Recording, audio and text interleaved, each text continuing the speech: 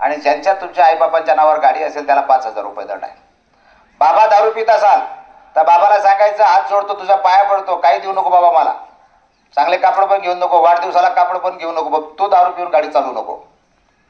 कारण तो तुमचा बाप घराचा कर्ता आहे आणि तो जर अपघातामध्ये जखमी झाला, दगावला तर संपूर्ण परिवार हे वाऱ्यावर येतं.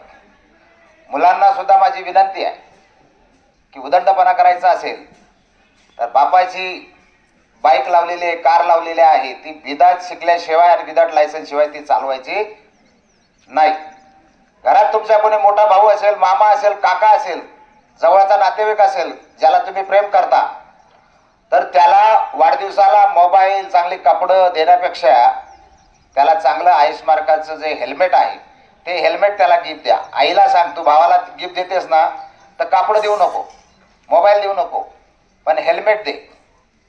आणि म्हणून आपल्या ज्यावेळेस रोड क्रॉस करतो आपण तर त्यावेळेला डाव्या आणि उजव्या बाजूला आपण बघितलं पाहिजे, समोरून बघितलं पाहिजे. आता तुम्ही इथून हा आपला मलंगडाचा जोडा आहे, तो सुद्धा अनेक फास्ट चालू असतो, रोड छोटा आहे, त्यामुळे रोड क्रॉस करताना सुद्धा आपण थांबा, दोन्ही बाजूला बघा आणि मग रोड क्रॉस करा.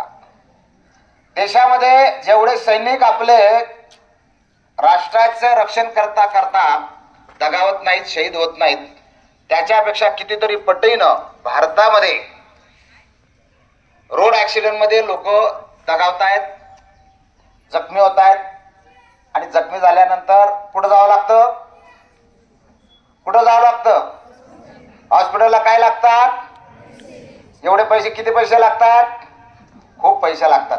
डॉक्टर आपल्याला कापायलाच बसलेला आहे आणि म्हणून आपण डॉक्टरकडे जाणार नाहीत.